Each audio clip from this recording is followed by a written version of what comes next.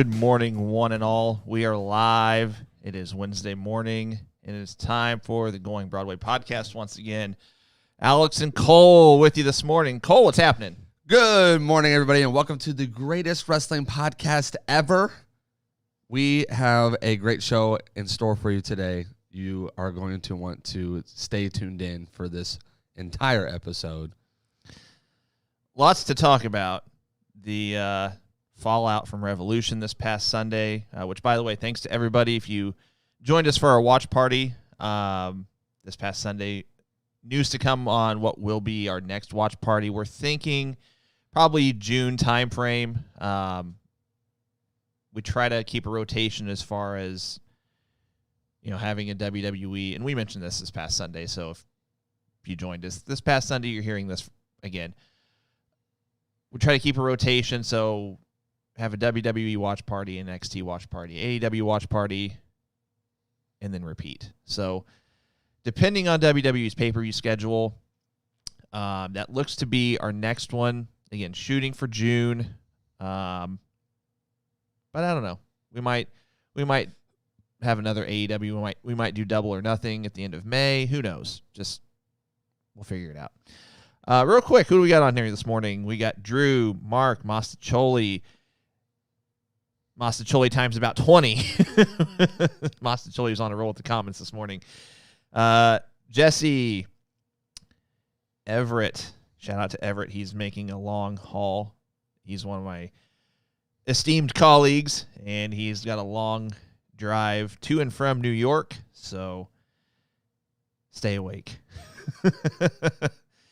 Jamie, David, good morning. Craig, good morning. Brian, Jeffrey, good morning. These microphones are not rigged with explosives, but if they were, I can promise you they would be better than the explosions we saw Sunday night. So, by the way, Cole, do you want to give a shout out to David for us real quick? Yes, so David Tilley, he's a Marco Stunt fan. Fan of the show as well. Big fan of the show. He sent us these Marco Stunt, I'm trying to get it up in the picture here.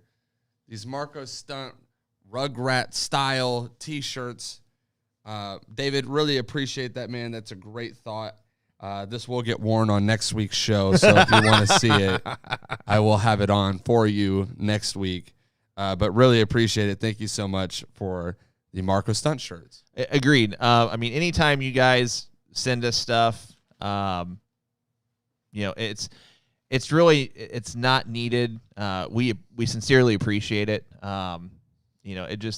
We would do this again if we've said this before. We would do this if we had one person watching, 1,000 people watching, anywhere and everywhere in between. And just anytime, someone sends us something, anything, it's just really humbling. So, David, thank you. We really appreciate it. I think that's about all I wanted to say before we kick things off. I feel like I'm forgetting something, though. I feel like it's just like the bell needs to ring. I know, but I'm saying prior to the bell. Like, they have little schmozzes before the bell. And yeah, sometimes they mess up. In all seriousness, I thought there was something I was going to say, but nonetheless. Okay. Jeffrey, I appreciate it. Jeffrey reminded me. That's what I was going to say. So I've got my Starrcade 83 retro style shirt. Unfortunately, we lost Jim Crockett Jr. within the last week or so. Actually, it's been longer than that. Okay, yeah, it was last Wednesday. So thoughts and prayers to the Crockett family. If you're an old school fan like I am, you know how important Jim Crockett Jr. was to professional wrestling. And what eventually would become the precursor to WCW. So, thoughts and prayers out to their family in this difficult time. And shout out to Conrad Thompson and Ad Free Shows. And I'm not getting paid in any way to say this, but if you're not a member of Ad Free Shows, I'd highly recommend it. They did a very long sit-down interview with Jim Crockett. Literally within the last month and a half, which makes his passing that much more surprising. It seemed like in the first part of the interview that he was looked like he was in fairly good health.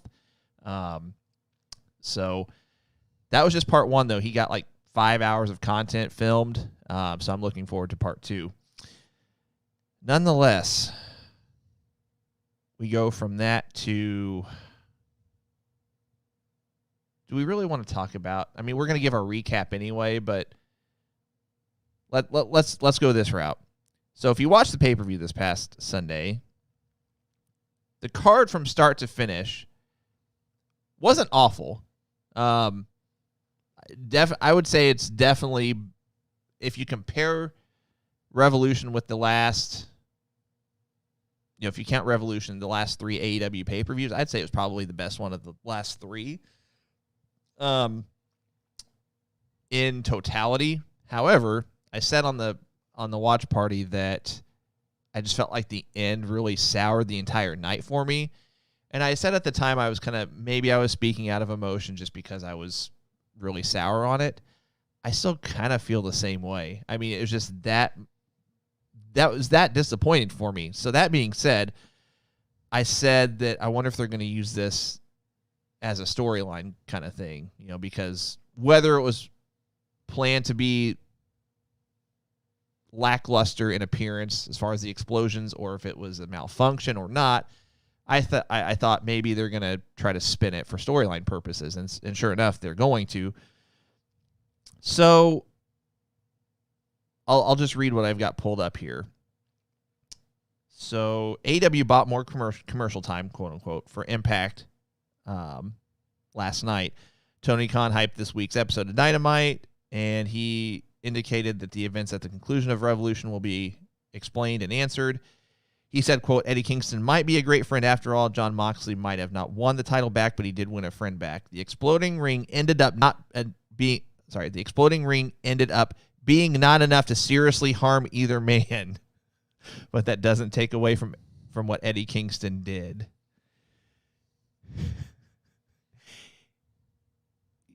That's like someone walking in here with a bunch of sparklers and either me or Cole covering the other one up so we don't get first-degree burns. Or I mean, come on. Yeah, I told you I don't really think there's anything that you can do to cover this.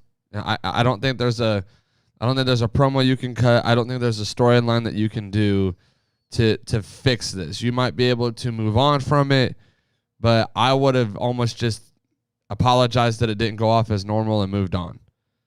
Like, now that they're trying to spin it and all this other stuff, it almost just makes it even seem worse. I agree. I totally agree.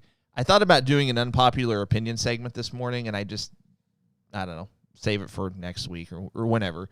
But I feel like my unpopular opinion would have been, you should if you're AEW, just put it behind you. Like, don't even acknowledge it anymore, aside from maybe an apology on social media from Tony Khan saying, sorry, it was lackluster. You don't even have to explain if it was a malfunction or if that was what was planned and it just didn't look that great on camera, if they didn't rehearse it ahead of time. I don't know. If you're Tony Khan, don't even explain it. Just say, I'm sorry, and move on. You don't have to explain it via storyline purposes. Now, it was apparent, like you mentioned, John Moxley cut a promo off air that it was uploaded to social media, caught fire. Basically said Kenny Omega can't build a exploding, or however he worded it, worth a what. It's come out that Kenny Omega was really ticked off about how lackluster the explosions were as well. I don't know who to believe. If it was one thing I forgot to mention, Taz kind of hinted on social media that it was a malfunction. I don't know who to believe. I don't know if that's really how they planned it and they didn't rehearse it, or if I hope it was a malfunction. But either way, if they do one of these matches again, number one, like you've said, don't overname it, if that makes sense. You don't have to put all these titles with it. Just call it a death match, and then if we get explosions, then it's a surprise. If we don't get explosions and instead we get sparklers, then at least it's not going to be as disappointing. I mean, so here's the only thing, as far as the speech goes, how many times can Jon Moxley give the same promo to cover a problem that happened, though? Right. Because he literally has given the same promo of, well, we love wrestling. We love what we do. This is the greatest promotion out there doing wrestling right now. You know, this isn't going to keep me down. You know, obviously threw a little last minute dig at Kenny. Like, he can't obviously build a wrestling exploding barbed wire, type setup. But how many times are we going to get that promo? Because I've heard that promo from Jon Moxley, I think probably at least 3 times in AEW. Mostly when it's been off air. But it's always him, kind of trying to build up AEW as this great promotion. But they're rookies. They're gonna make mistakes, and it's okay to make those mistakes, but learn from them. Don't do what the other promotion that you're complaining about would do. Learn from it.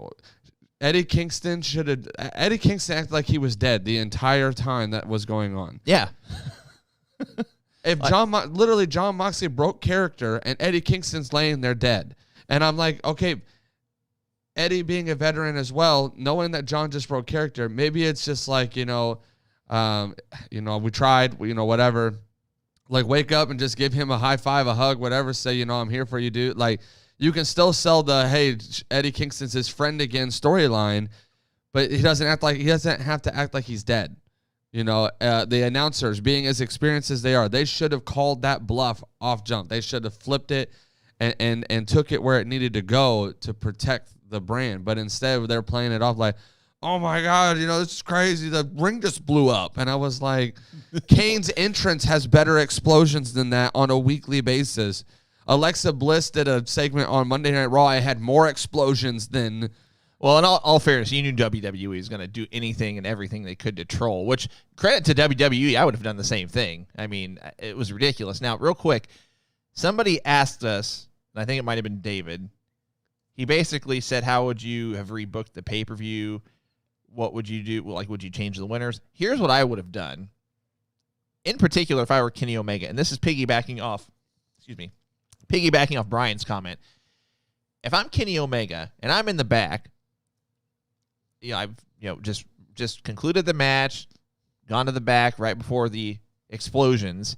If I'm Kenny Omega, you got to think I'm an EVP. I'll try to do what I can to fix something. If I'm seeing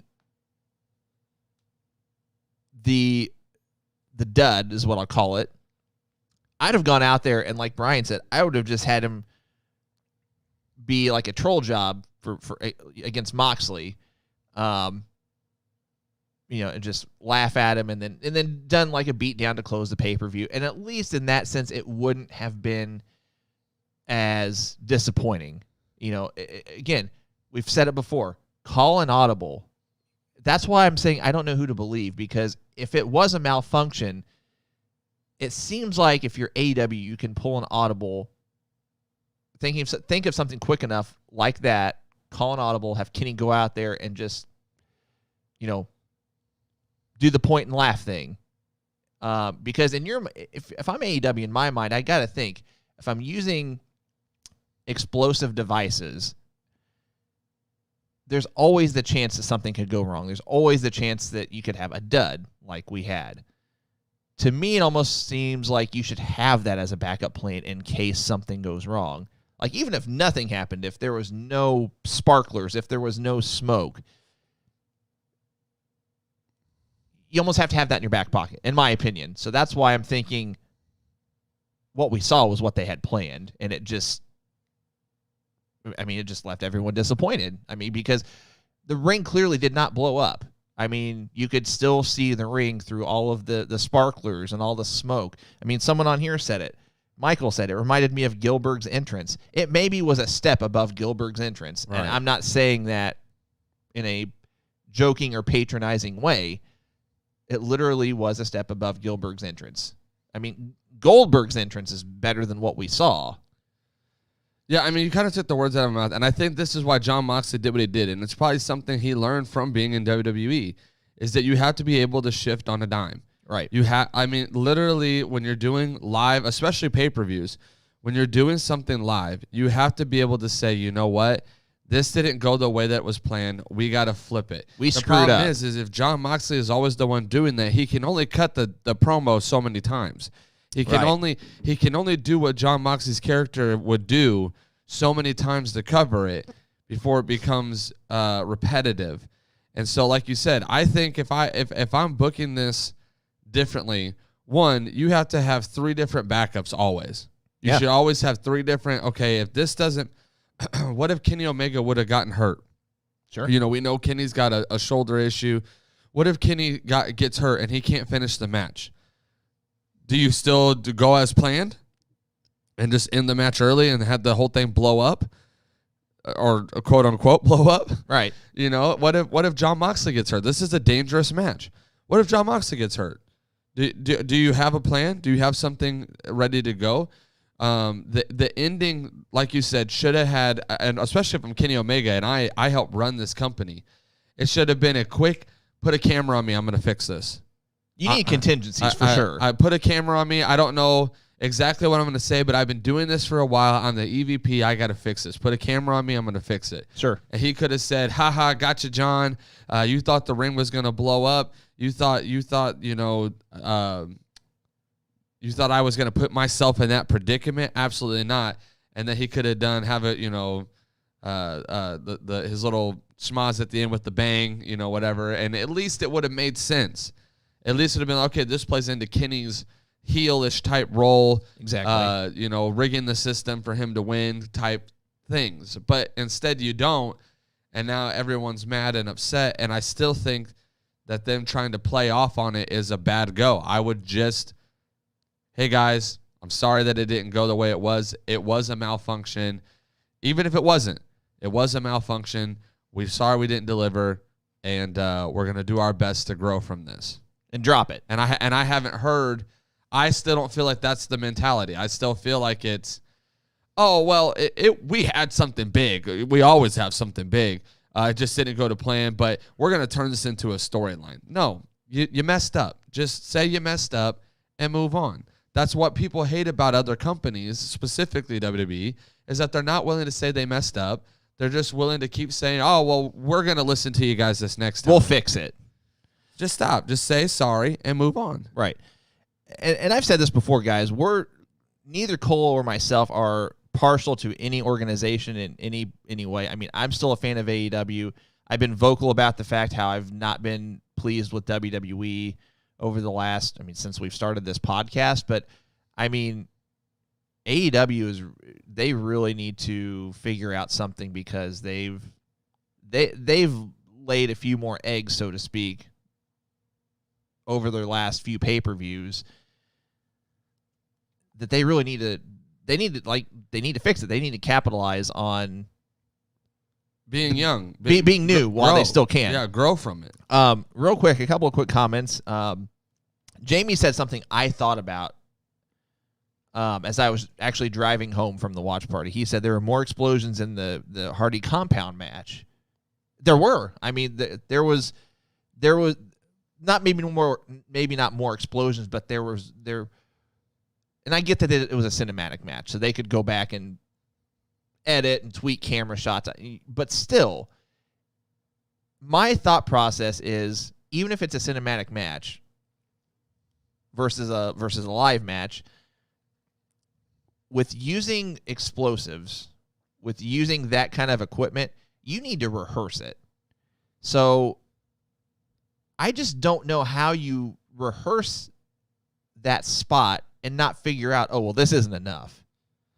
Well, so let's look at this too. There are subtle things you can do that aren't even explosions. First off, smoke. Right. Had they just shot off a bunch of smoke around the ring, that alone would have covered the ring to make it look better.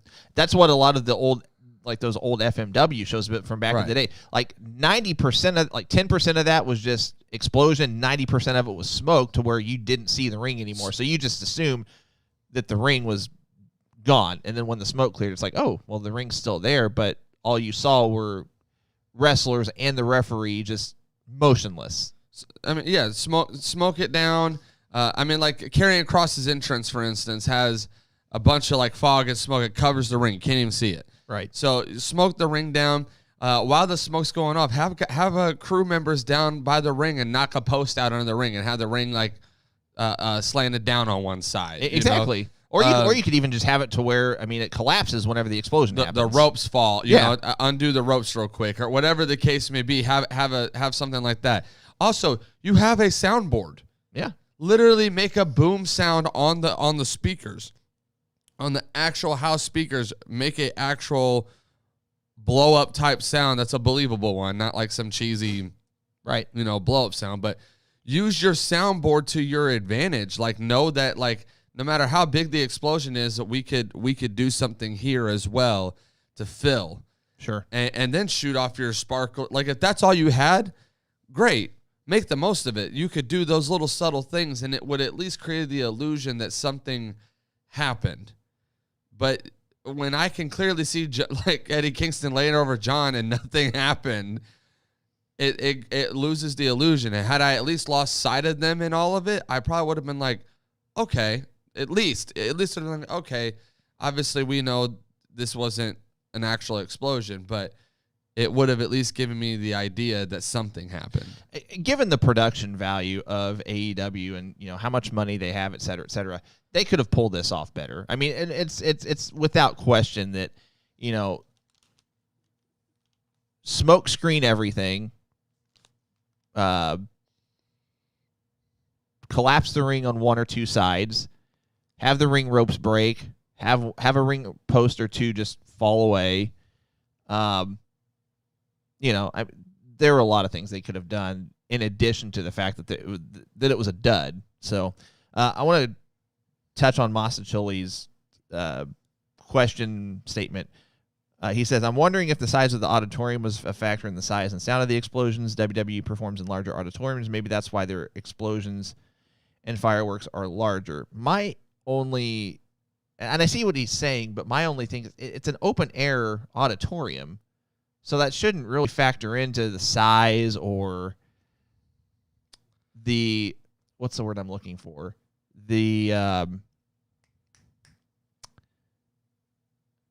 I can't think of the word. I'm gonna the coverage, or again, that's not the right word, but the magnitude, like the magnitude of how much they use, and I don't see anything being a fire hazard, I guess is what I'm trying to say. If that's what Masacholi is touching on, I don't know. I'm going to disagree on it though, and here's why. WWE was able to do all those types of things in the Performance Center. They literally did WrestleMania in the Performance Center, and were shooting off those same kind of pyrotechnics. They were still doing the same level of show in the Performance Center. They do it in NXT Stadium or auditorium as well. What's a Capital Wrestling Capital Center. Wrestling Center, whatever. They do literally Karrion Kross's entrance was a better it's a better production than what happened there, and Daly's place is bigger than both of those setups. Sure. So to say that the size would be, I get the point, but to say that the size of the arena or the what they could do within their arena, it may have made it less possible. I just don't think I could get on board with that argument, because WWE found a way to make it happen in smaller venues recently. I mean, we're talking within the past year. So I don't know. I think for me, I think it's really honestly a lot of immaturity, a lot of just rookie type mistakes that are being made, and that's okay. I'm not dissing it. You're gonna make rookie mistakes going along. You got guys who most of them have never ran a company themselves, all coming together to put wrestling at its finest on TV. Right. You got a great owner in Tony Khan, who's not afraid to spend money, who's not afraid to invest, who's not afraid to take chances. I love it. I love the mentality. But you're going to make mistakes, and that's okay. But it's how you handle those mistakes that are really going to shape and mold your company. And I think that's why people were so turned off about WWE before AEW came along, is that they would make mistake after mistake after mistake after mistake, not listen to the fans over and over and over again, and expect people to still watch. And I feel like AEW is starting to kind of open that trail of, oh, well, we'll just keep going down this road because we have a payoff we want to get to. Okay, but sometimes if a mistake happens, you can't get to that payoff anymore. Sometimes once a certain mistake happens, that payoff is dead. There's no money left there. Right. You got to just move on. I think if they need to learn something from this, it's shifting on a dime. Being able to say, you know what, this didn't go the way we thought it should go. This didn't go the way that we had it written down. But we're all creatives. We're all people that came to this company and said we wanted to create. We wanted to be able to do something different. We wanted to be able to give something fans want to watch. And when you hear fans booing in your stadium because something didn't go according to plan, that's when one of you have to step up with your creative and say, you know what, let's just shift on a dime. It didn't go the way it was planned. Fine, we're going to move on. And we've given them credit before in the past of cutting out the Nightmare Family stuff they were doing with Brandy. Oh, for sure. Like, They clearly know that they can do it, but it's starting to seem like they're starting to shift to, we'll just erase that little part and we'll write a different part there. No, just erase it and move on. I agree. And just to touch on a couple of people that have indicated, because it's an open air facility and, you know, the sound and acoustics and everything, that's when, like I said, that's when you rehearse it and figure out if what you have is going to work. And like Cole said, if it doesn't, that's why you have a soundboard. You can, you know, pipe in the sound and, you know, make it seem real. I mean, for lack of a better way of putting it, but nonetheless, we're going to get to our Revolution recap. We'll talk more about that. Or maybe we won't talk more about that. I don't know, but we'll talk more about the match specifically. Let's switch to WWE headline, if you will. So apparently, McMahon might be, quote unquote, blowing up original WrestleMania plans. So according to the Wrestling Observer newsletter, our buddies Dave Meltzer and or Brian Alvarez, Vince McMahon has decided that WrestleMania needs to be blown up. This decision came down in the last week. We'll have to see what that means. So the show needs to be bigger and to blow up the original ideas and how else we can use everyone was a McMahon decision. So there are people expecting changes this coming week from the original lineup and direction. Part of me wonders if this is legit, and part of me wonders if it's just a smokescreen to get people to watch, but more specifically, subscribe to Peacock.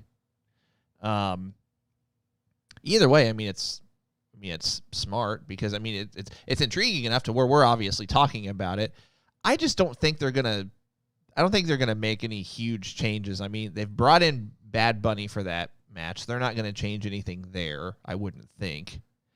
To me, it seems like they're on a path with Edge and Roman. At least for the main title pictures, I don't see any huge changes being made. I don't see that. I'm jumping the gun a little bit, not too much. We'll get to it in a second, but I don't think they're going to put any NXT matches on the WrestleMania card for reasons I'll explain here in just a little bit. Right. Your thoughts? So obviously, I think the two Rumble matches are set in stone. Obviously, the Sasha Banks, Bianca Belair, that's obviously going to hit its head at Fastlane. We know they're not going to win the women's tag titles. It wouldn't make any sense. So I think that's going to hit its head there. Obviously, Roman and Edge are already gone down that path of, you know, setting up their title match. The interesting thing for me, and I don't know if anybody else really noticed this, Damian Priest and Bad Bunny weren't even on Monday Night Raw this past Monday night. They did a little segment of like highlighting Bad Bunny on winning a Grammy or something like that. I'll be honest, I didn't watch Raw this past week. He won some award in the music category, so they kind of like highlighted him. But I wouldn't be shocked if it's like in specifics, like that match, maybe not a tag match. Maybe it's going to be Damian Priest, Bad Bunny in his corner now versus The Miz with John Morrison in his corner. So that's a possibility as well. Obviously, I'm going to tell you right now, I think the WWE championship picture is completely up in the air.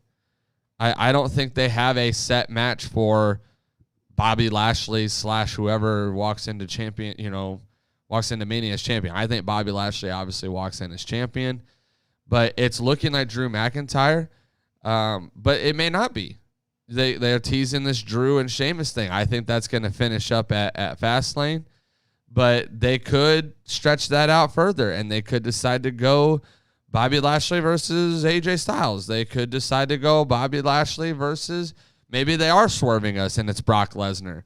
If they're trying to get big names and a big mentality to Mania, that would be a huge match. So, as far as the Intercontinental Championship goes, I don't know if they where their plans are for that. As far as the U.S. title, Keith Lee's been on TV. I read Keith Lee was supposed to win it at the last pay-per-view, and the injury was what came in, which is why Riddle had to win it, because they had to get the belt off Lashley to do what they wanted to do there. Yep. So maybe Keith Lee is involved in Mania in some form or fashion. So there's a lot of things that I think are just up in the air, mainly because storylines are still not wrapped up to free up that person that we need for this storyline that we think is going to happen at Mania. So I wouldn't be shocked if when they say blow up plans, it means, hey, we're going to get rid of the idea that these matches are set in stone. And we're gonna wait and see what Fastlane brings us as far as payoff. How did the fans feel about McIntyre and Sheamus? Does that story need to continue and go through Mania? Do we need to keep the belt off Drew for a little while? Because he's been such champion for pretty much all of 2020-ish, like minus a couple months. Right. So as far as like blowing it up, I don't know if I could say like, yeah, they scrapped every single match minus the 2 Rumble matches and that's it. I think it's clear that they're definitely keeping their minds and their ability to shift open though. And I'm interested to see what that looks like. But we are getting very close to WrestleMania, and usually by now we have about 6 matches announced, and we have 2. Yeah. So I do think that they're definitely taking their time and making sure that they're putting together the best card possible. Speaking of WrestleMania cards, or I should say WrestleMania weekend cards, this could be a potential spoiler on the big announcements for NXT this evening. So there are 2 announcements, neither of which have anything to do with NXT switching to Tuesday nights, at least so this article explains. One of the announcements is likely the next TakeOver event, which is expected to be a 2-night event this year during WrestleMania week. They will air the first night on April the 8th, and then their projected final Wednesday before moving to Tuesdays, which is still planned. And then the second night will be on April the 9th. So that's Thursday, Friday. That's Wednesday, Thursday. Or Wednesday, Thursday. Yeah. So that would be Friday is going to be the Hall of Fame. Assuming they have one. Wait, no, I'm sorry. Let's see. No, you're right. That is a Thursday, Friday. So wait, I'm confused. Okay, they will air the first night on April the 8th, but April the 8th is a Thursday, if I'm looking at this right. This article says they will air the first night on April 8th, their projected final Wednesday before moving to Tuesdays, but April 8th is a Thursday, and April 9th is a Friday. Huh. Interesting. Either way, this is something we've talked about. The NXT would have a 2-night event leading up to WrestleMania, and then WrestleMania would also be a 2-night event. That's just a lot. I mean, to me, I'm all for NXT having their own their individual standalone event WrestleMania week, but just have it be one night. Maybe have it be longer than the 2 to 3 hour NXT maybe like takeover. A 5 hour. I would say I was gonna say meet in the middle, maybe like 4. Right. I like the tagline or the name that they've that's rumored going to be Stand and Deliver. That's a really appropriate title if you're going to have an NXT event WrestleMania weekend as a lead-in to Mania. That's going to give a lot of people a chance to, like, stand out. I mean, that being said, I don't like it being a 2-night event. I feel like that going into the second night of Mania. Now, not that I'll be honest, I'm probably not going to watch each and every single night because it's just a lot. But if I'm a fan that watched night 1 of NXT, night 2 of NXT, then night 1 of Mania, by night 2 of Mania, I might just be so burnt out that I'll just be like, screw it. I'm not going to watch it. I'll look at the results when it's over and just see what happens. That's just me. I mean, I get that there are really more diehard fans out there that can't get enough of professional wrestling, and that's kudos to them. But to me, that's just too much, in my opinion. Right. Now, the other announcement is something we've also touched on, maybe within the last 3 or 4 weeks. It was something that Triple H was asked about during a media call. The rumor is NXT is going to introduce the NXT women's tag team titles tonight. We've said before how there are already too many titles in WWE/NXT/NXT UK. That being said, I'm actually okay with this just because it doesn't seem like WWE has any interest in their women's tag team belts being held by anybody in NXT. If they were, I really felt like that Dakota Kai and Raquel Gonzalez should have gotten the nod last week. So while I'm okay with this, I still think that they need to cut back on, 5 or 6 different championships on each brand. It's becoming watered down, in my opinion. Any thoughts? I actually was on the side of I don't think they should have created their own. I think they should have brought the women's tag titles down to NXT. I don't think there needs to be 2 women's tag team titles within WWE's banner. I think that it was clear that the women's tag titles in SmackDown Raw didn't pop off the way they thought it would. Right. And honestly, the women's tag teams that were actually women's tag teams never really got a chance to shine in it because they kept putting together tag teams that they wanted to hold the belts as like it was going to make them relevant for a women's title shot at some point. They did that with, Alexa Bliss and Nikki Cross worked out in the end. They were a team for a while, even without the belts, but they paired those 2 together. I know Sasha and Bayley were friends and whatnot, but they paired those together. The Iconics were already a tag team, though. Right. You know what I mean? The Riot Squad was already a tag. The Riot Squad have still not held the women's tag team titles, and I think that's an atrocity. They're one of the only women tag teams that were a tag team when the belts came out, and they still have not held the belts. But then you're going to put Lana and Naomi together and say, hey, go fight for the belts. I think if they were smart, they would have brought the women's tag titles back down to down to NXT. Right. And then if you want to have, like, for instance, Lucha House Party just fought for the Dusty Rhodes Tag Team Classic this year. You're the WWE, do whatever you want. You could bring down Nia and Shayna if you wanted them to fight for the belts just for the heck of it to elevate programming. Exactly. You can bring down Naomi and Lana. Make it believable, but put it on NXT and let NXT run with it. Let Dakota Kai and Raquel Gonzalez wear them. Let Shotzi Blackheart and Ember Moon wear it. Let Kaden Carter and Casey Catanzaro wear it. Like, build that's a belt on NXT that actually could build women up to be believable, to move on and move up and grow within the company that they've created, the banner that they've created to grow and push people up the ladder. That's a belt that could elevate on NXT. It does nothing on Raw or SmackDown. Exactly. So I would have I wouldn't have made a second set of them. I would have had them win it and leave it on NXT. I agree. If they weren't going to keep Billie Kay and Peyton Royce together, see, backtracking a little bit, this is how I thought they should have made the WWE women's tag titles more legitimate. You should have kept it on Billie Kay and Peyton Royce for an extended amount of time. Yeah. I mean, I'm talking like a year, give or take. I mean, 10 months, 12 months, 14 months, whatever. Not for a couple cups of coffee and then break them up.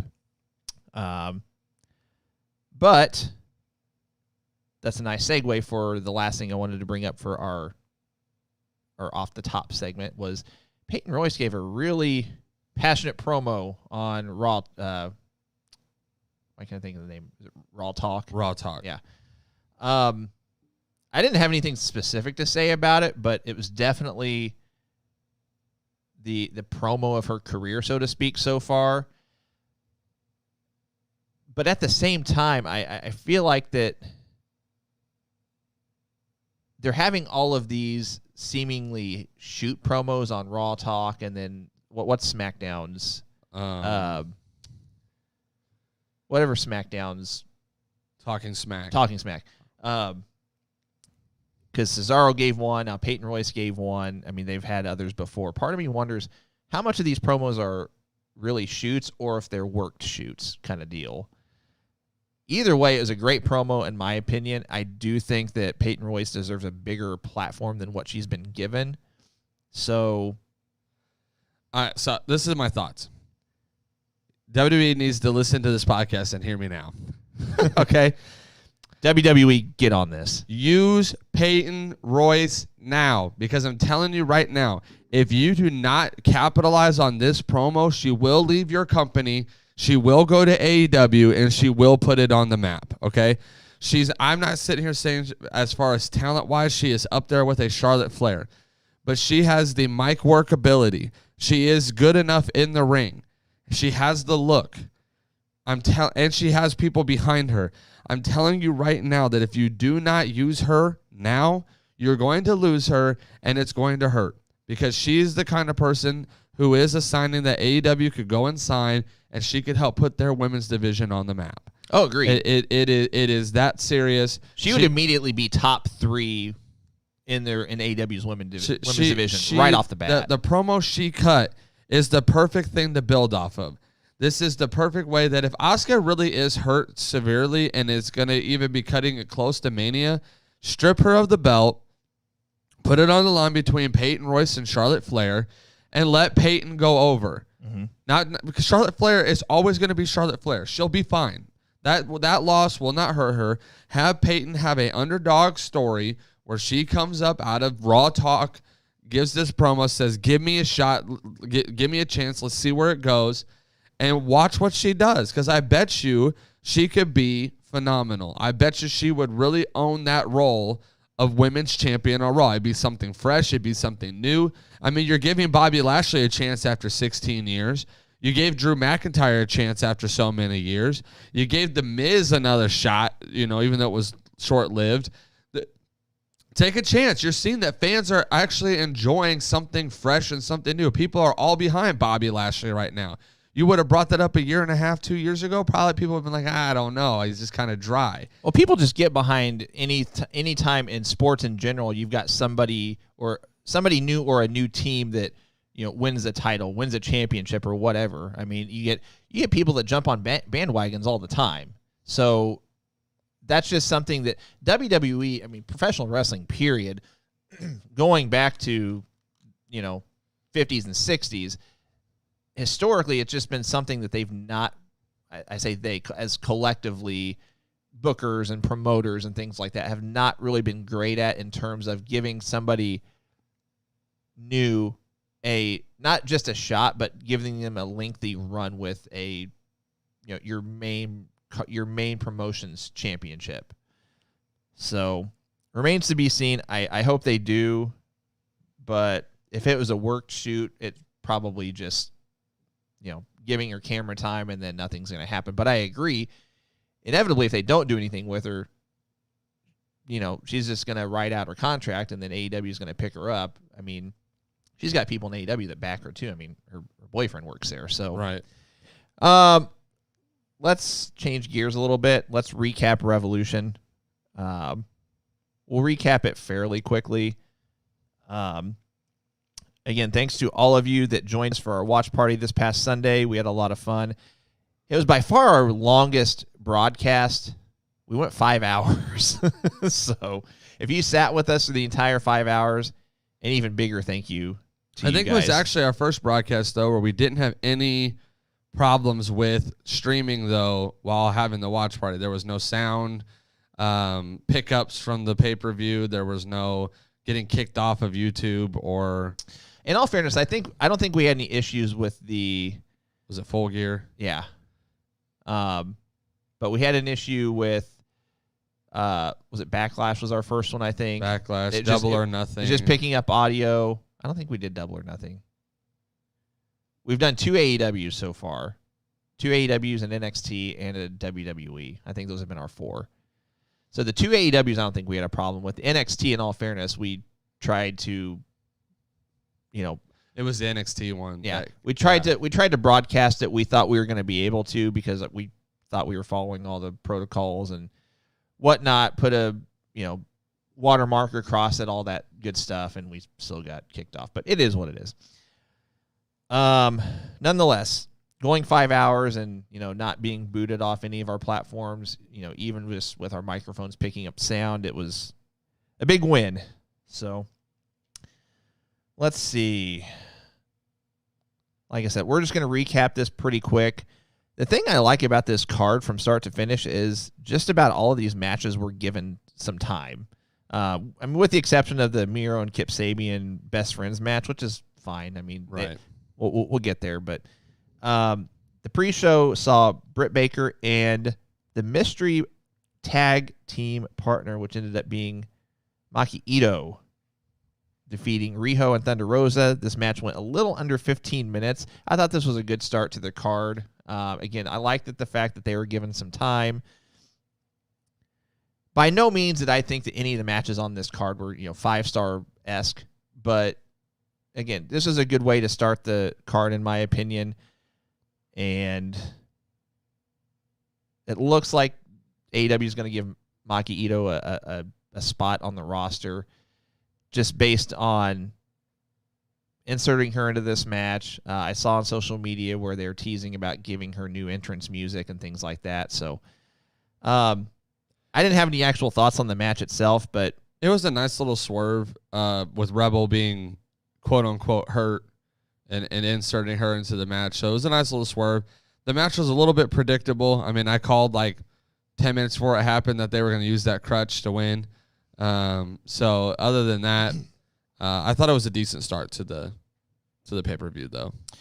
The next match we had the Young Bucks against Jericho and MJF. Bucks get the win. The match went a little under 18 minutes. Same thing here. I'm glad that it wasn't like a 25, 30-minute match like a lot of their the Bucks tag matches have been. It was surprising that they opened with this match. But again, I'll credit AEW that they most of the time will start off their main pay-per-view card with a marquee level match.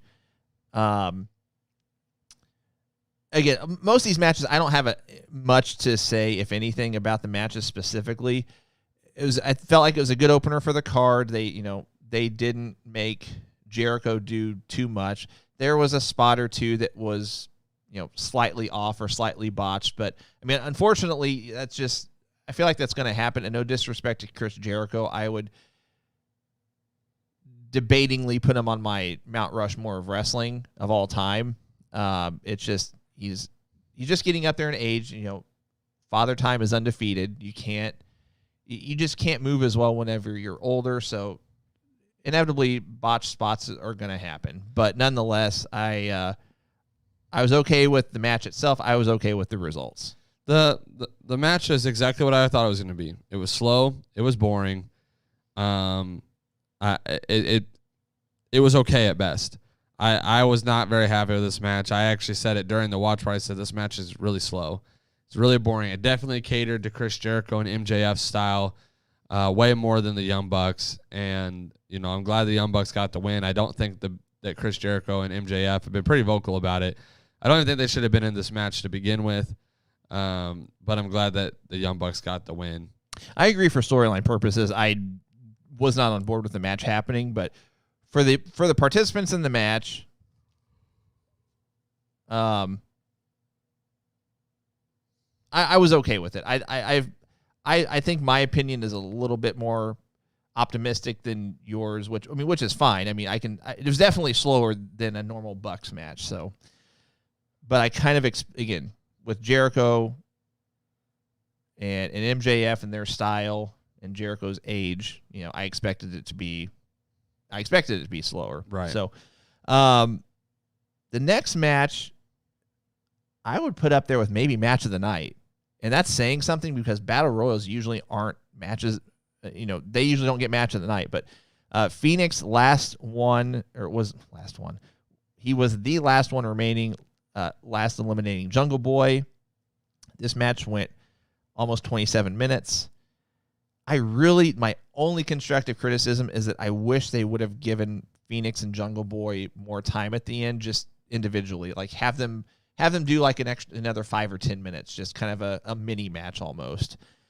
Now we did see couple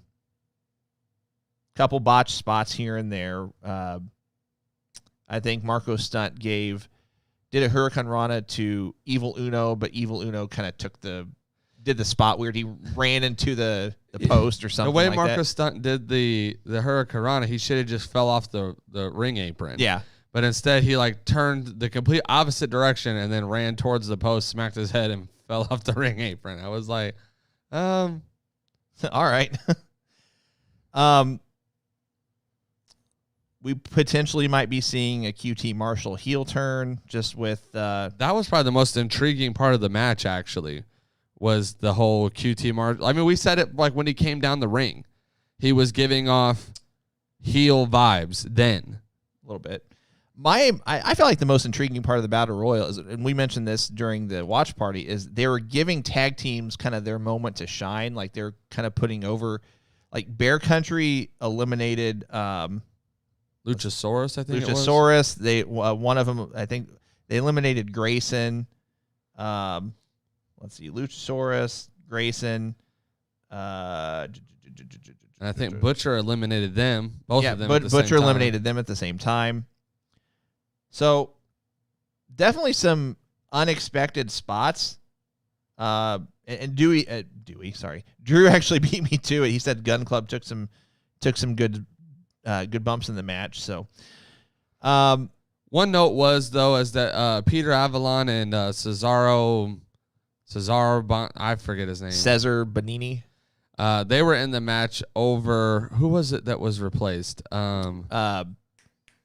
Top Flight. When we didn't even notice it after the match was over, but that was noteworthy. I agree. I think that I would have probably let Phoenix and Jungle Boy go for a little bit longer. The only problem I have with this match, and I probably would just, if I was booking this, I would have flipped the booking a little bit. I honestly think that the tag, Death Triangle, if they're going to be fighting for the tag belts, it should be Penta and Phoenix. I agree. And I would have put Pac in the ladder match. 100% agree. Because, not that Penta did bad in the ladder match, and we'll get there, but I think I would have, Pac probably would have been my pick to win the match had he been in the match, in the ladder match. I think I would have rather seen the Lucha Bros fight the Young Bucks and actually go over and win here, because I'm just speaking a little bit ahead. I'm kind of nervous that Death Triangle will win these tag belts, and it's going to be Pac and Phoenix as the tag champs when I think it should be the Lucha Bros. So I don't know if you've read this or if you've seen this. If you haven't, you're probably going to be upset like I am. But this is supposedly going the route of teasing a Phoenix and Penta feud, which I think is stupid if that's true. As of now, it's just a rumor that I've read, but. You down the line maybe, but I'm saying not before they get a tag. Maybe like 4 or 5 years into AEW's existence, but not 2. So anyway, let's see. We had Shida defeating Mizunami. This match went a little over 15 minutes. I thought the match was actually really good.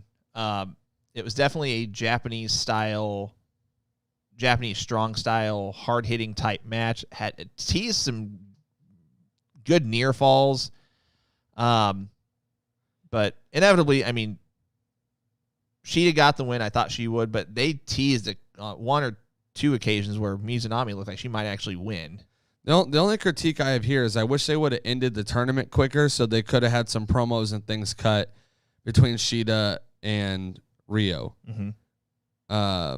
Because, like, for someone who doesn't really watch the Japanese side of things on a consistent basis, that's one I don't get around to as much. Right. I didn't really know who she was. There was actually only I didn't either. There was only like two people on the Japanese side of the bracket that I was kind of like, okay, I'm familiar with the name. So I didn't really know who she was, but after talking to Austin, who is more New Japan and likes that a little bit more, he was like, "Oh, I think she could win. She's good." And I was like, "Okay." So I was actually very impressed by the match, and I actually probably wouldn't have cared if she won. Like, it wouldn't have bothered me. I thought she was pretty impressive. If they found a way to make that work. But I ultimately think Shida getting the win is the safer thing for storyline purposes. And they're teasing a lot of dissension in the women's division now with all the people that came out after that match. So I feel like at this point, though, in AEW's existence, you need to have your championships on the appropriate people. So I'm okay with Kenny having the AEW World Title right now. I'm okay with the Bucks having the tag belts right now. I would, and we'll get there. I don't think Darby's your guy to hold the TNT belt right now, and we'll get to that in a second. I feel like Britt Baker needs to be women's champion right now. I feel like this is the time in some way, shape, or form they need to pull the trigger on it. She's the face of your women's division. She has been for a few months now, if not longer. I'd question going back more than a few months because prior to that she was not very good on the mic, but she's really improved over the last 8-9 months, give or take on that time frame. But nonetheless, next match was Miro and Kip Sabian against Best Friends. This match went a little under 8 minutes. Miro wins with what's his move called? Game over. Wasn't surprised by the outcome. I didn't really have anything else to say about the match. It was a time filler. It was it was to continue their storyline or maybe end it. I don't really know, but this was definitely one of those more get up, use the bathroom, get more to drink, more to eat kind of matches. So my thoughts here would be, I actually wouldn't have had the Britt Baker tag match with all them as the pre-show. This would have been it. I 100% agree. That pre-show match, I wouldn't even have had it. I wouldn't even have put it on the card. I didn't think it needed to be there. I think this should have been pre-show.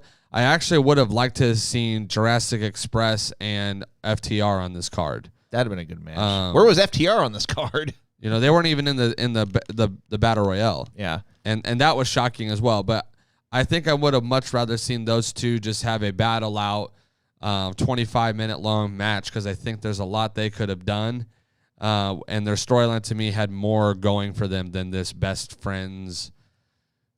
I'm sorry, Miro's just getting used wrong. So I don't think this match was boring. This match was probably the worst match on the card. Debatable. The next match was Hangman Adam Page against Big Money Matt Hardy. This match went almost 15 minutes too long, in my opinion. Adam Page gets the win. To me, this might have been worst match of the night. I mean, I found this match to be slow. At least with a tag match, you've got the tags in and out. You've got multiple things going on. I just find a singles match like this to be. I mean, it just and they're probably working to Matt Hardy's ability, and no disrespect to Matt Hardy, but he's getting up there in age also. So I don't know. I didn't like the stipulation. I mean, the winner receives the loser's first quarter earnings. I mean, come on. Like, just if you're gonna have a money match, just go back to the old days like AEW has done before, which I'm a fan of, and just say this match is for the winner gets $500,000 or something like that. Right. I agree. The match was slow. I actually thought Hangman Page carried the match pretty well. Oh, agreed. Which is why I think I was more intrigued by that match than I was the tag match, because of the fact that Adam Page carried the match so well. I thought he covered for Matt Hardy's abilities as best as he could, and made Matt Hardy believable to win this match when we all knew he wasn't. So I definitely agree it was a close call, but this match was probably unnecessary. It was late to the game booking it as well. They took a really long time to get to this point. So, and if it didn't go as long as it did, my opinion might be different. But for me, this was worst match of the night. The next match, Face of the Revolution ladder match for a future AWTNT title match. Scorpio Sky gets the win in a match that went went a little over 23 minutes, defeating Cody Rhodes, Penta, Lance Archer, Max Caster, and the debuting Ethan Page. This was a really good match for what it was. The reason I don't maybe put this as match of the night, just because of the weird, or just the awkward Cody Rhodes being on the stage and in the entrance way for such a long time. And I don't know if that was because he was legit injured or if it was just for, the sake of looking like he was staying in the match, but keeping him as not a focal point of the match. To me, it just stuck out like a sore thumb, though. If it was planned, just take him in the back and then have him come back out. To me, it was awkward. It went too long, and it kind of brought the match down for me because even though, again, if it was real or storyline or not, I don't know. But if they're trying to do it to look like he was staying in the match but keep him as not a focal point, well, he's being a focal point because he's being tended to by 5 or 6 other guys outside of the ring, and you're keeping a wide shot of the ring to where you can still see the entrance ramp. So it brought the match down for me, not to a huge degree necessarily, but it just the awkwardness was, I don't know. I because of that, I wouldn't put it as match of the night. However, I'm okay with the winner. I'm okay with Scorpio Sky grabbing the literal brass ring. Right. Maybe it's not brass, I don't know. But and I think that he needs to win the TNT title. I think your TNT champion needs to be your quote unquote future, but it also needs to, because they're TNT champion, they need to have like a wrestler's look, so to speak. I don't think Darby Allin really fits that bill, so to speak.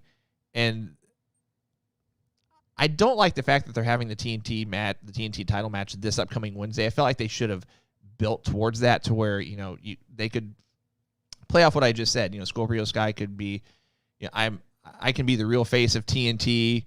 You're just kind of like this emo face painted, you don't deserve to be the face of TNT. You don't look the part, that kind of thing. Right. So to me, that indicates that if Scorpio Sky does win the title this upcoming Wednesday, it would be more of a surprise just because of the lack of the build. Right. Nonetheless, it's a good match. I'm okay with the winner. I just didn't like the Cody spot on the ramp. The Face of the Revolution ladder match is match of the night for me. I agree with you. The Cody Rhodes stuff kind of was frustrating because I was like, at least take him off camera. Yeah. Like, don't make it to where we can see him the entire time, because it did take away like 5-10 minutes of that match where focus was not necessarily on the match.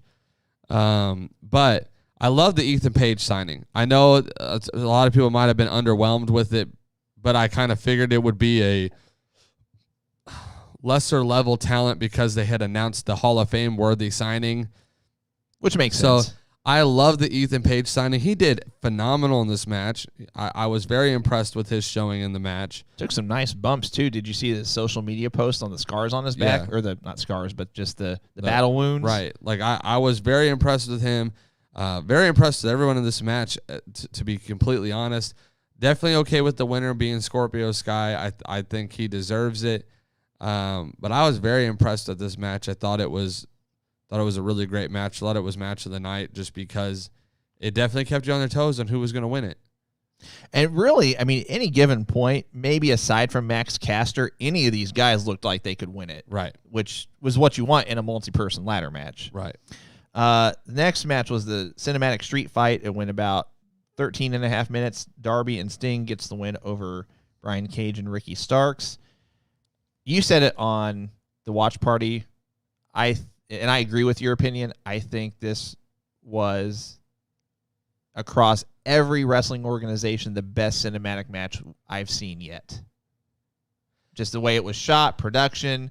Now, maybe not necessarily for, the wrestling aspect, but a cinematic match isn't going to have your classic wrestling match.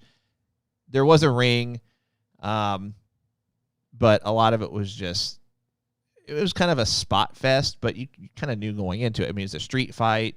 Darby Allin's in the match. You're gonna have spots, but from a production standpoint, this was the best shot. Maybe I'm not phrasing that correctly, but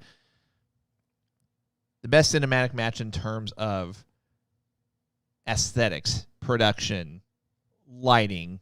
I mean, it looked like a movie. So, yeah, so we usually don't put these matches in like match of the night categories because they're just different than a wrestling match.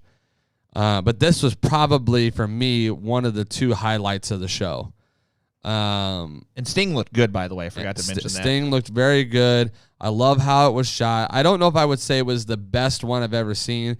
I think this one and the Boneyard match, those two really are like they're neck and neck. Probably neck and neck for me because I thought that the Boneyard match was shot to that quality as well. I think everybody, but look at who was in those matches too. As far as the Boneyard match, you had two really experienced guys in a match that has never really been done before as far as cinematic style goes. Right. So I was very impressed there.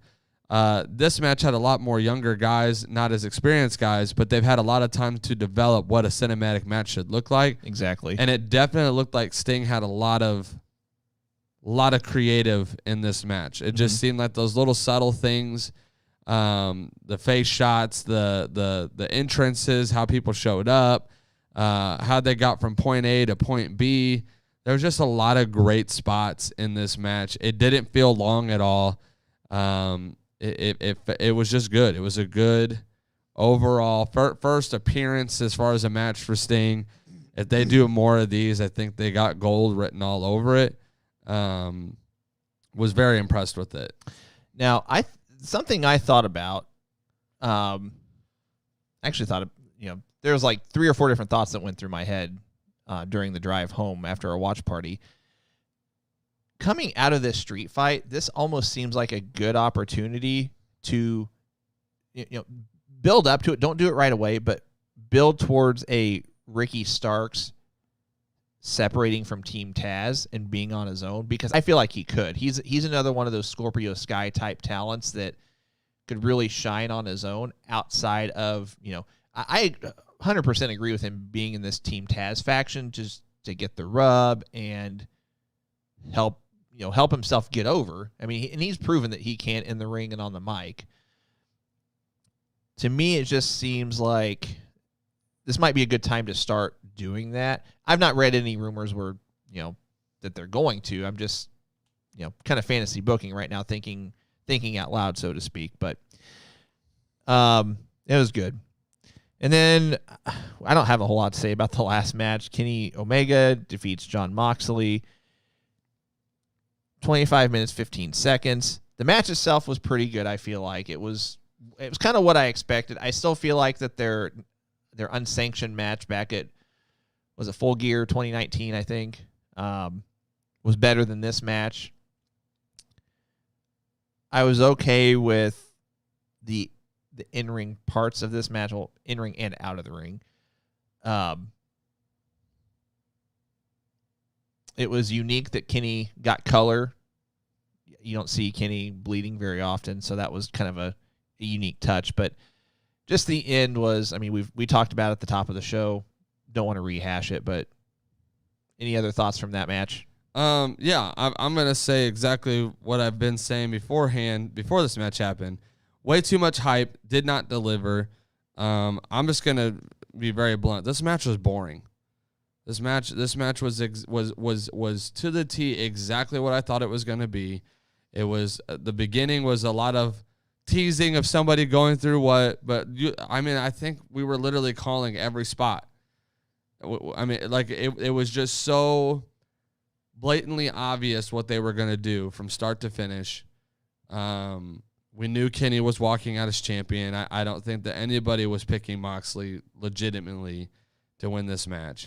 The intriguing part was the couple of times where Kenny pulled the one-winged angel, and you thought, are they really going to have Moxley be the one? And I know that Kota Ibushi has been the only one to kick out of it, but at least in terms of the American wrestling market, whatever, right. They really going to have Moxley be the first one to kick out. And I did like the spot where he touched the wire, touched the rope wire, whatever, and caused the explosion to happen that broke up the pin. But then whenever he did it through the chair, I was like, okay, this match is either going to end what I felt like was prematurely because we hadn't seen the 30-minute explosion yet, or Moxley's going to kick out.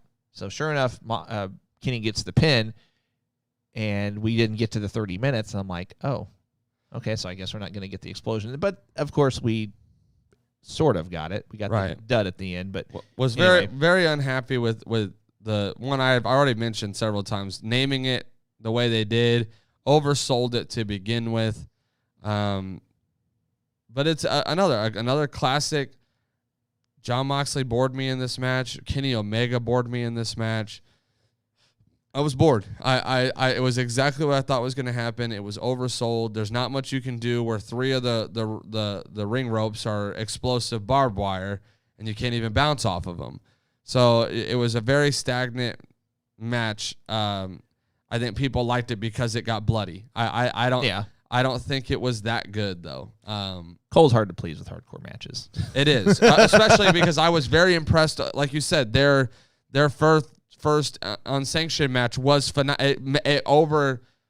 It went above and beyond my expectations, and I loved it because it wasn't oversold though, and because they weren't limited to just like the barbed wire and then the couple of other weapons that they had. I mean, they brought out a barbed wire covered broom, a mouse trap, plywood.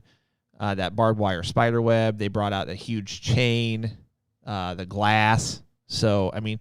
Right. This match was just too basic in nature for the word exploding barbed wire death match, in my opinion. And I think I was very bored with it. Let's switch gears a little bit. Let's talk about a wrestler of the week. Who you got? So I bounced back and forth on this a little bit. I had a couple names in the hat, but... We also didn't have a wrestler of the week last week, so I'm still gonna go Bobby Lashley. Okay. I just love how they're booking him, the dominance thing, the almighty gimmick. He's kind of flipped to a face in a sense as well in this process. So loving what he's doing. He dominated Miz this past week on Raw, the week prior as well. The promos have been good. I'm excited to see what they do with him. I went with Bobby Lashley. So I'm going to give two honorable mentions just because they're matched on Raw and this is just what I've seen highlight-wise. I've not watched any of Raw besides the highlights from this match, but the McIntyre and Sheamus match looked brutal. It was brutal. So those two get my two honorable mentions, but my wrestler of the week goes to Phoenix. He's just so good in the ring. I mean, the guy doesn't botch. I shouldn't say ever. But I don't recall any time he's botched. If he has, it's not been recently. And he's the one that pulls off the most insane acrobatics on the top ropes, from the ropes themselves, skip hopping and jumping from rope to rope to rope, and making it look easy. I mean, just, and it doesn't hurt that he got the win for that match on the pay-per-view. So we forgot to mention the big Hall of Fame worthy signing though. At AEW. I mean, we all know who it was, but let's just touch on it real quick because someone mentioned it. This was actually probably the highlight of the night for me. Wow. I know some people were kind of underwhelmed with it. I'm happy. Like, I think it's an awesome signing. I'm a peep. All right. Like, I love Christian. I loved Christian in WWF. I loved him in Impact. I loved him when he came back to WWE. Did you even love Christian in ECW? Not as much, but yeah, I love his character. I was shocked when he came out because I just thought there's no way where he's at in his career that he's making this step. But And I love the whole outwork everybody, because this gimmick kind of tells me he's gonna be on AEW every week. Like, he's ready to work. So I'm pumped. It opens so many doors to so many matches that I never thought we'd ever see. So he's going to be on Dynamite tonight, and the rumor is he's going to have a match next week. And I don't remember. I don't recall off the top. Well, yeah, I don't recall off the top of my head. You know, I think they still alternate live and pre-taped, and then live and pre-taped. So I don't know if tonight is live or if it's pre-taped. I would think tonight is live, just because if you have Christian come out on a pre-taped segment, it probably would have been leaked already, because there's somebody on Reddit. They haven't found who it is, but I think it's like Space Force something is the dude's Reddit name, continually and accurately spoils AEW results. He's the one that pretty much gave away the fact that we were going to see Nyla Rose and that Mizunami in the finals before, a couple weeks before it happened. Right. So that being said, if tonight is live and if the rumor is true that Christian's going to have a match next week, then that means they're going to have to shoot it tomorrow, because I think they do the lives on Wednesday night and then they do the pre-tape the next night on Thursday. So it remains to be seen. Now, I will say this is a great signing for AEW. I'll admit I was a little, I wouldn't even say underwhelmed. I think I had my hopes too high. I was expecting it to be a huge splash, but this is a great signing for AEW, just because of not only from the in-ring perspective, but I mean, you can see it all over social media where the guys are putting over Christian just for his mind for the wrestling business and how much of an asset he'll be to the people behind the scenes. Just for the younger guys to be able to pick his brain, get ideas and things like that. So props to AEW. Let's give you a little bit of Lord Alfred Hayes. Promotional consideration paid for by the following. So I want to let you guys know and remind you that you can check out the Going Broadway podcast. We are live every Wednesday morning at 10 a.m. Eastern, 9 a.m. Central via our Facebook page, our YouTube channel, and on Twitter/Periscope, whatever you want to call it. Our social media platforms are scrolling across the bottom of your screen right now. Facebook.com/Going Broadway Podcast. Please like our Facebook page. YouTube.com. I'm going out of order. Twitter.com/Going BRDWI Pod. Instagram.com/Going BRDWI Pod. Please follow us on Twitter and Instagram. And YouTube.com/Going Broadway Podcast. Please subscribe to our YouTube channel. Also, click for notifications whenever we go live on Facebook and on YouTube, so you can be alerted when we are live, pal. We do have a Patreon page as well. Patreon.com/Going Broadway Podcast. If you would consider becoming one of our monthly patrons, we would sincerely appreciate it. All the details are on our Patreon page. There are 4 different tiers that you can choose from. If you would consider becoming one of our patrons, each of those tiers has their own perks and benefits, including, but not limited to, discounted merch purchases, free merch, as well as additional giveaway entries into our anytime we do a free belt giveaway.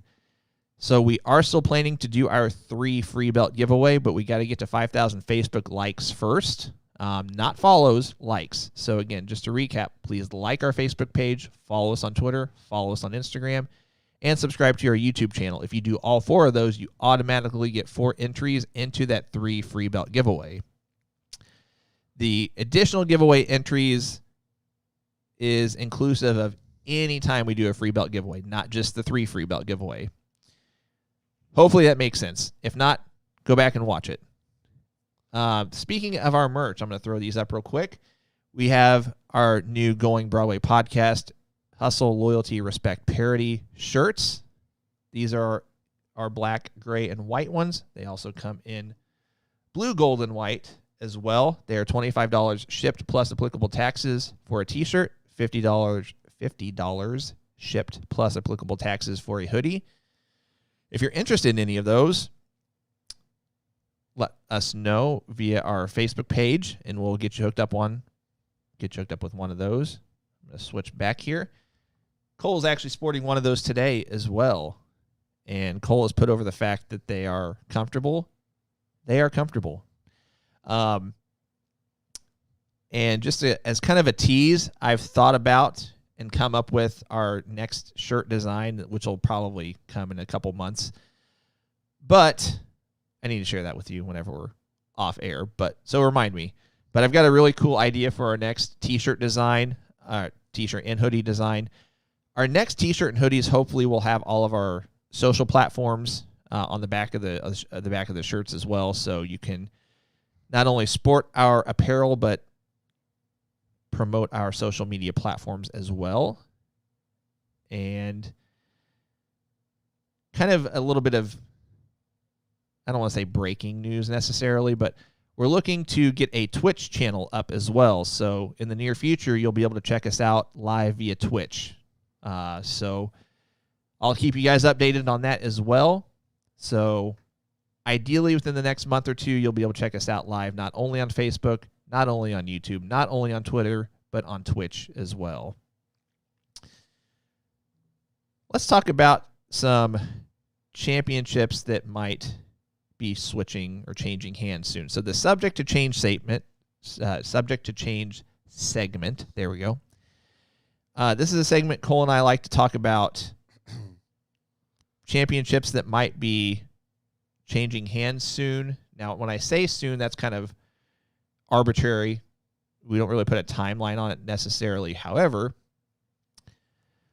I would say soon, we'll just call it within the next, within the next month or two. So you seem like you got some thoughts rolling around in your head or maybe some stuff jotted down. So why don't you go first? I was actually laughing at a comment, but which one?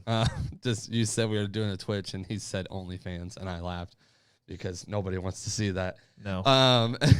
Nor will you. Anyways, that was funny though. This is a family-friendly podcast. How dare you? Muscatrola, you might actually get some of those pictures. Those bushwhacker, that could be where we post those pictures, I guess. But hey, listen.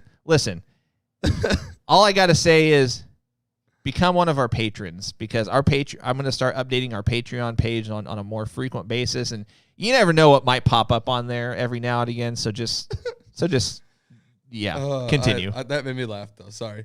So anytime we get close to WrestleMania season, I feel like when it comes to WWE, there are several belts that are up for changing hands. Yep. I've heard the back and forth on a lot of these different titles. I truly believe that Edge is going to win the Universal Championship. I hope so. At Mania.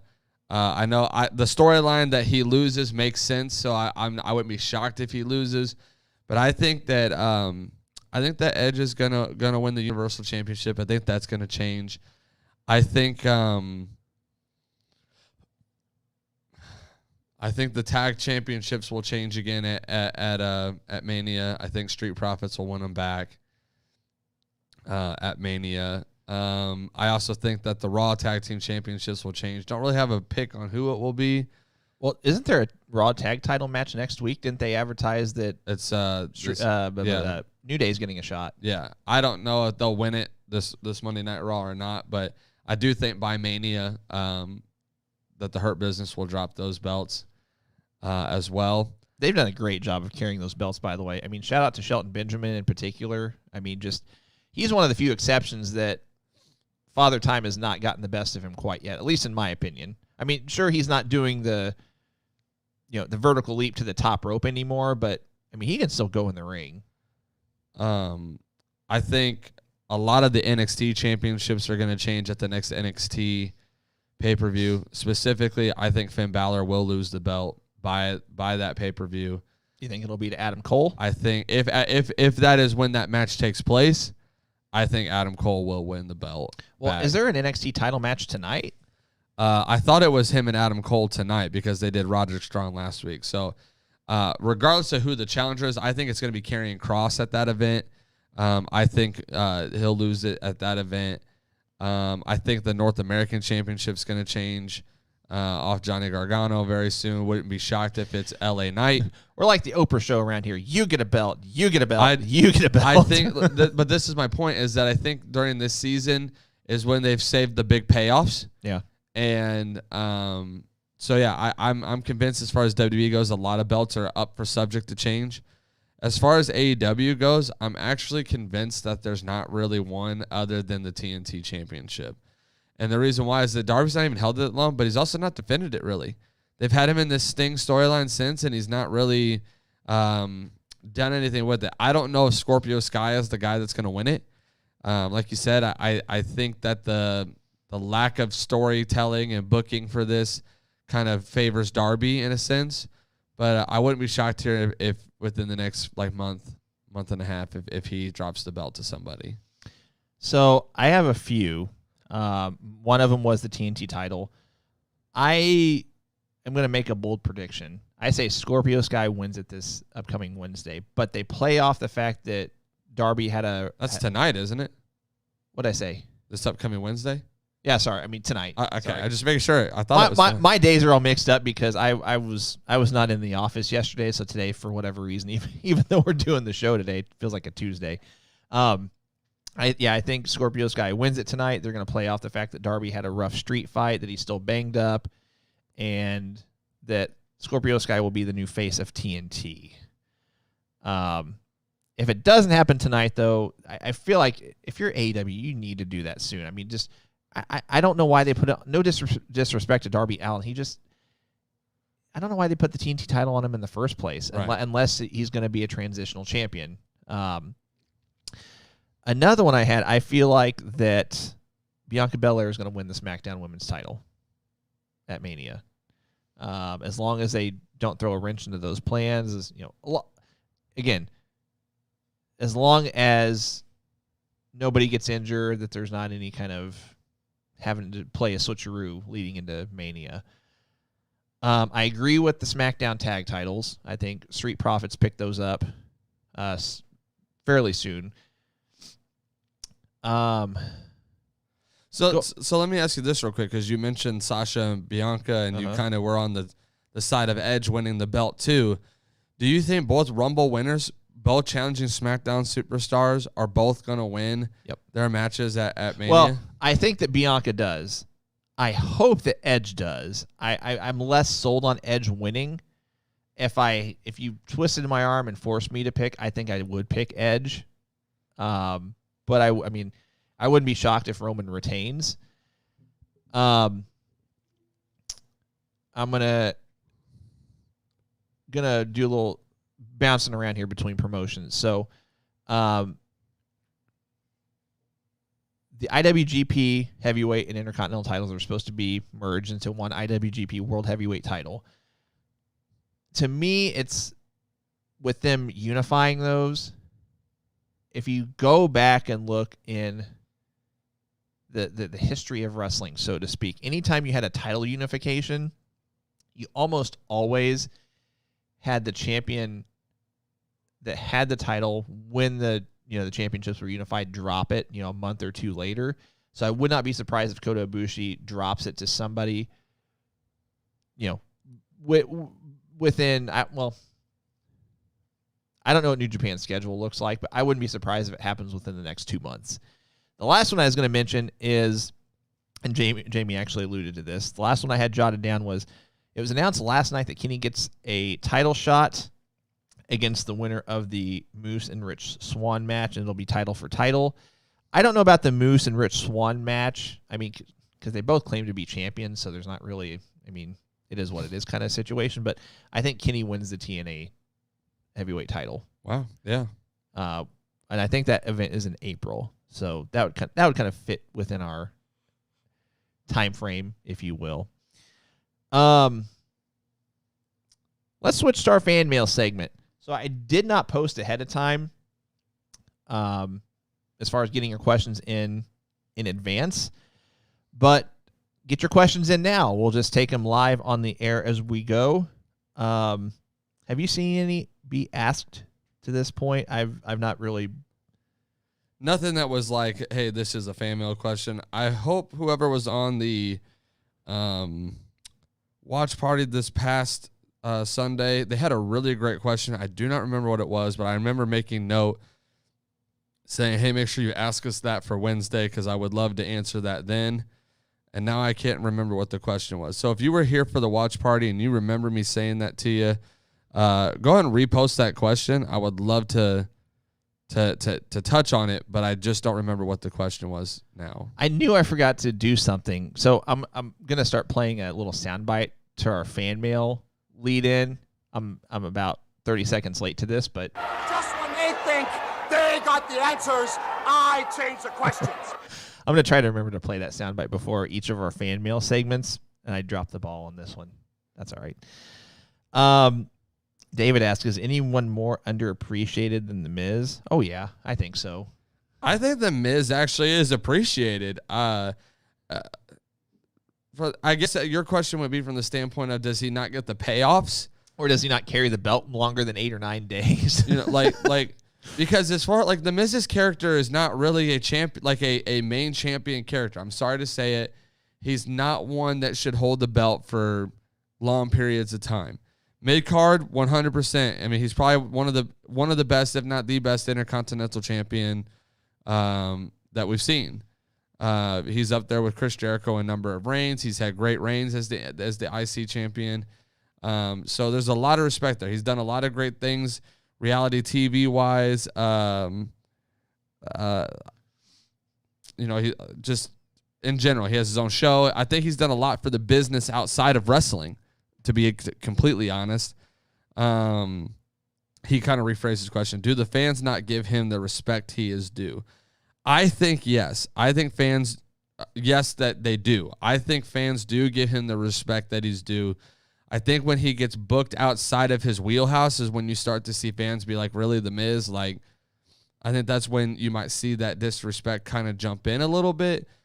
But mainly because I think he's being booked outside of what he should really be booked when there are other guys who should be in that spot, who should be getting booked. I mean, The Miz's wrestling abilities are not awesome to be punny. They're decent at best. He's got a lot of great mic abilities. I think there's a future for him in broadcasting.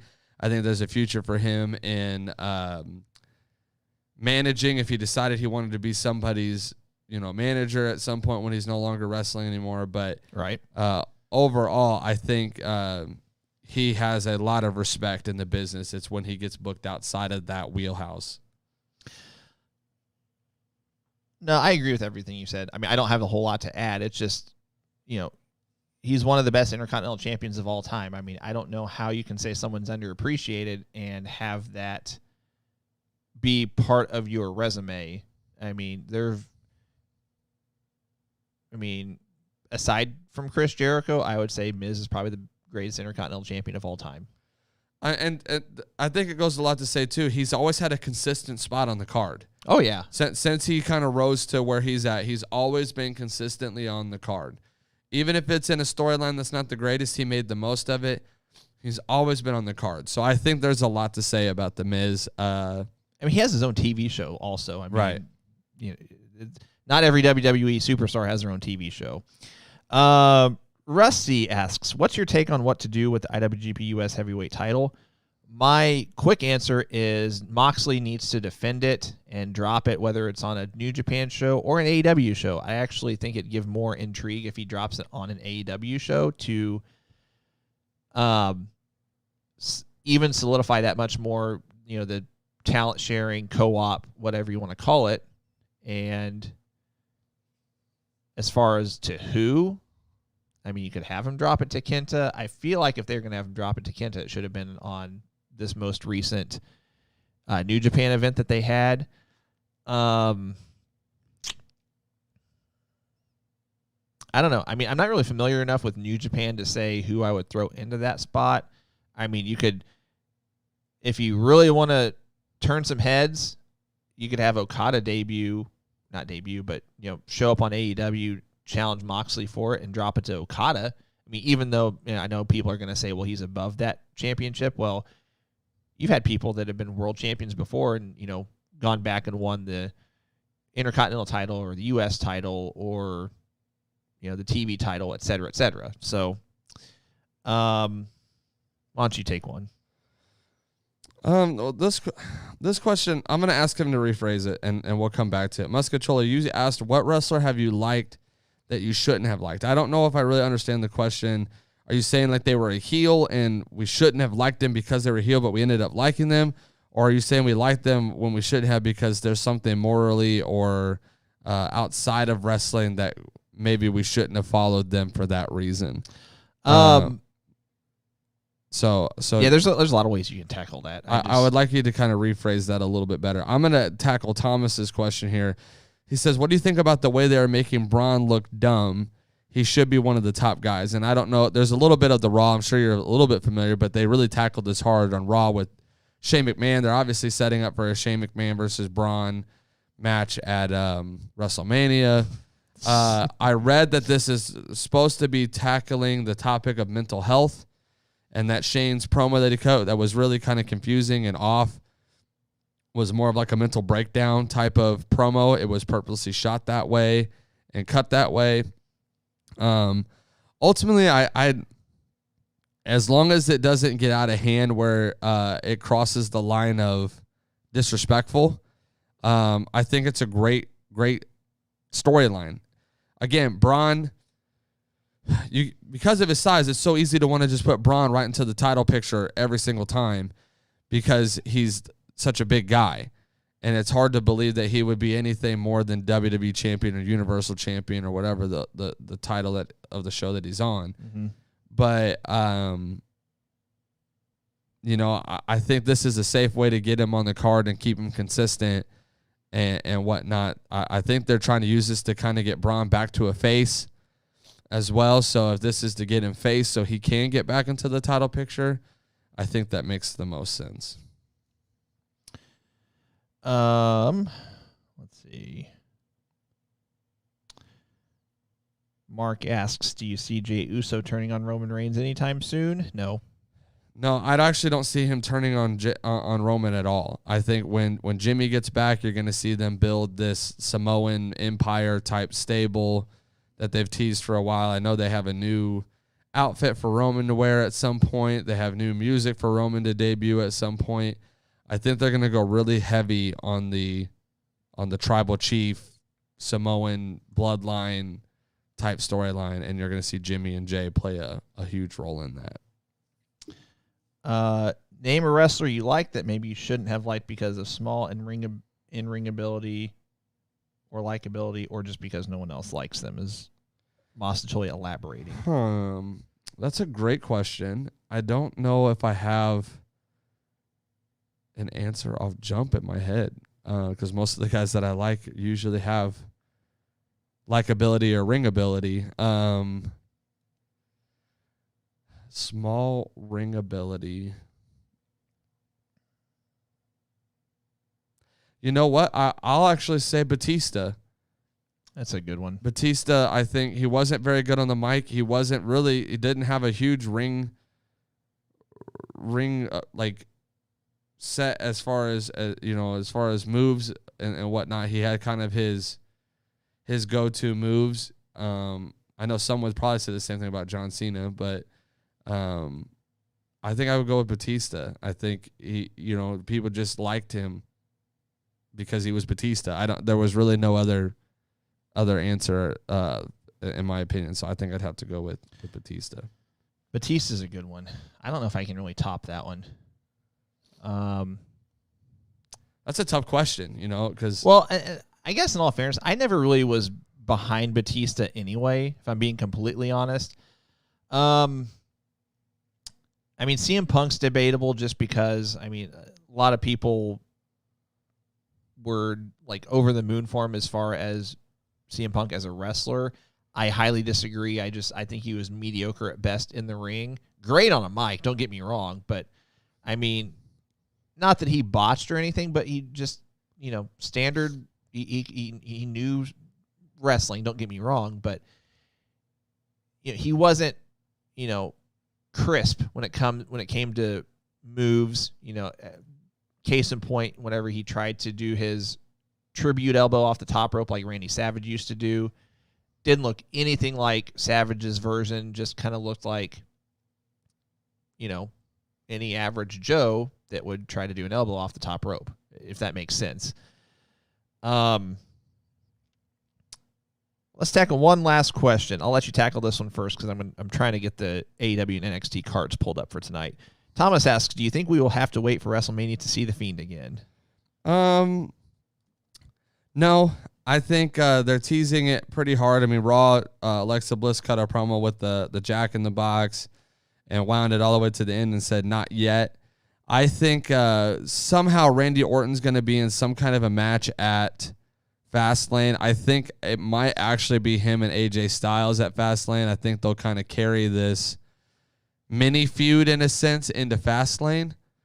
And at Fastlane, I think we're going to see The Fiend make his appearance again and interfere with that match and really set up a few promo type things to lead up to Mania, to where we get the Firefly Funhouse match with Randy Orton and The Fiend. I read that they're trying to turn Randy Orton face right now, which is why they're going to probably put him up against AJ Styles and have AJ cut these really big heel promos against him, trying to get fans behind Randy, with the Fiend and Alexa kind of mind manipulating him week by week. They're hoping that he'll get sympathy. So I read they're trying to get Randy as the face for the Firefly Funhouse match. I'm actually really intrigued by that match because based off what they did with John Cena, there's a lot of ways that they could go with Randy Orton on the Firefly Funhouse match. So I'm actually pretty intrigued by it, but I think by Fastlane we'll see the actual appearance of The Fiend again. Let's discuss the cards for tonight. I'll tackle NXT first. So far, the only matches and segments that have been announced. So we've got Caden Carter to go against Xia Li. Okay. I want to make sure I didn't butcher her name. Xia Li. We mentioned earlier that William Regal is set to make two major announcements. We have two title matches as well. Io Shirai defends against Toni Storm, NXT Women's title. We didn't mention that on our subject to change. Is that assuming you don't think that there's going to be a title change tonight? Not tonight. And we mentioned earlier Finn Balor does defend against Adam Cole, NXT title match. I expect this to be a good match. I mean, their match, the NXT title was vacant, I believe, when Finn Balor won the title. Phenomenal match. Absolutely phenomenal match. Let's put it this way. If Jim Cornette liked your match in the COVID era, you did something right. I'm hoping tonight's match is just every bit as good, if not better. So hopefully I'm not disappointed. That's all that's been announced for NXT. Switching over to the AEW side. Tonight on AEW Dynamite, we've got the Inner Circle War Council. We didn't talk much about that, but they mentioned on the pay-per-view that there's going to be a War Council and that changes are coming in the Inner Circle. Any thoughts as to what they're going to do there before I continue? I'm torn between, based off how AEW has booked here in the past, I think it's going to set up another MJF Chris Jericho match for rights to the Inner Circle. Okay. Whoever wins gets to be the leader. I think they're going to I think he's going to question Chris Jericho's leadership, and the group's going to be torn because he's going to make good points, but Chris Jericho's been their guy. So I think there's going to be some of that conversation to where they might set up a match. That seems to be more AEW's thing right now, is to have a stipulation in every single match. So I could see them building a match out of it and it being a stipulation. I would much rather see it be like this, though, where it is literally just a whole group turn on Chris Jericho, where MJF says, you know what, changes are coming. It's time to make a change, and you're out. And they just beat up on Chris Jericho. Now, Mark says something that I thought about during the pay-per-view. I don't think it's going to happen, but he asked, do you think a new member could join? Who? Exactly. So with no storyline context, no one really in the realm of Inner Circle storyline. I just don't think that makes sense to do it. I think it makes more sense to condense it down right now because Jake Hager is training for a fight. Chris Jericho's getting ready to go on tour. You just had Sammy Guevara quit. So literally Inner Circle is actually going to be MJF, Proud and Powerful. I would say Proud and Powerful, and Wardlow. Here's my thought. here's what I think is going to happen. You're going to have the advertised, quote unquote, or the announced portion of the segment, and then you're going to have the unexpected portion of the segment. So I agree that it would be something along the lines of everybody turn on Jericho, but then that's when Sammy makes his return and comes and defends Jericho. Then eventually, and I don't know if I'm on board with this or not. Just a prediction. If it doesn't happen, it doesn't happen. Then I think Sammy eventually turns on Jericho. I don't know. We'll see. We'll see. I definitely think there's going to be some turns happening tonight. We've got Christian Cage speaking for the first time since signing with AEW. We've got the AEW World Tag Team Champion Matt Jackson against number one contender for the tag team titles, Rey Fenix. Hope that's a banger of a match as well. We've got the 6-women tag match, Britt Baker, Maki Ito, and Nyla Rose, who is subbing for the injured Rebel, against Hikaru Shida, Ryo Mizunami, and Thunder Rosa, which you kind of predicted on the pay-per-view when they had that schmoz at the end. And then the TNT title match, Darby Allin defending against Scorpio Sky. And that is, so far, the announced portion of AEW. Overall, tonight's going to be an interesting night in wrestling. I think, honestly, I wouldn't be shocked if you don't have me say Adam Cole, or Finn Balor next week as Wrestler of the Week. I'd be shocked. Yeah. I am interested, and maybe this is a small talking point real quick. Who do you think Christian Cage's first match/rivalry is going to be with? Because I'm not going to lie to you, I wouldn't be shocked if it's Cody Rhodes. That was who my first thought was also. If it's not Cody, because I mean, it doesn't seem like they're dropping the Moxley Omega stuff yet, which I think they should have. I think that I really think if all went according to plan this past Sunday, that should have been the blow off, right? And maybe throwing Christian against Omega. And if you want to include the AEW title in the picture, then so be it. I thought maybe Matt Hardy just because of the history, but I don't think it would be that exciting. So that's why. I don't know. Give us your thoughts, guys. I don't know who else it could be besides Cody. I mean, same thing. I hope I don't think it'd be Jericho because he's got the whole segment with the Inner Circle going. Sting's with the, I'm assuming he's still doing the feud with Team Taz. I'd love to see a young guy come out. Like, I'd love to see, like, Jungle Boy be like, you know what? You said you're here to elevate us. Like, yeah, I want to fight. Like, I'd love to see it be somebody off the wall, but I think the most sense would be Cody Rhodes. Yeah. Real quick, as we wrap up today's programming, we had a WWE Version 2 Undisputed belt that was up for a raffle, and that has since closed. So we're going to do the randomizer right now to determine our winner. So right now, as you can see, maybe as you can see, so it's 1 through 50. It's set at 0 now. So I'm going to do 10 clicks on this, and let's do it. So, Cole, I'll let you count it off. Here we go. 1, 2, 3, 4, 5, 6, 7, 8, 9, and last one. Number 46. 46. And let's check who number 46 is real quick. Oh, thought I had it pulled up already. 46. Come on.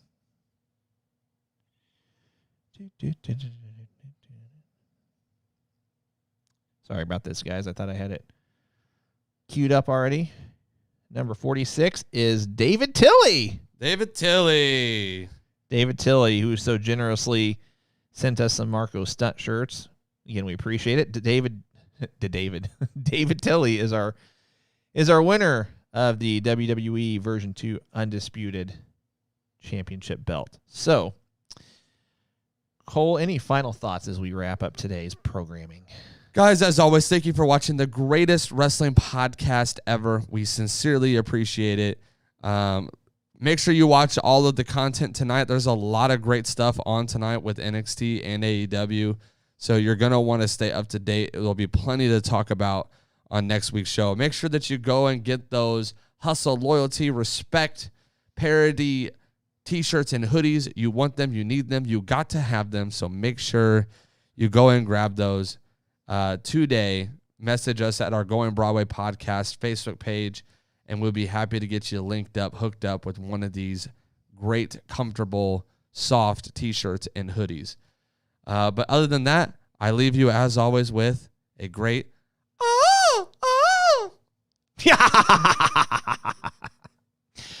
Thanks for tuning in, guys. We'll see you next week. And so, goodbye.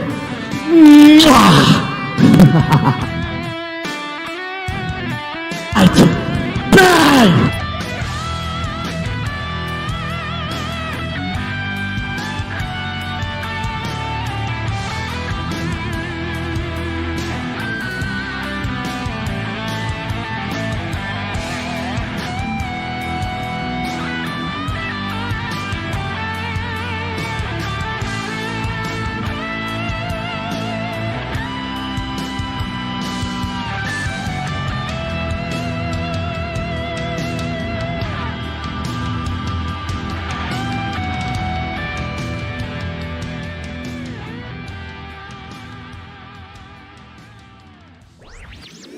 This podcast was a presentation of LightUpMedia.fm.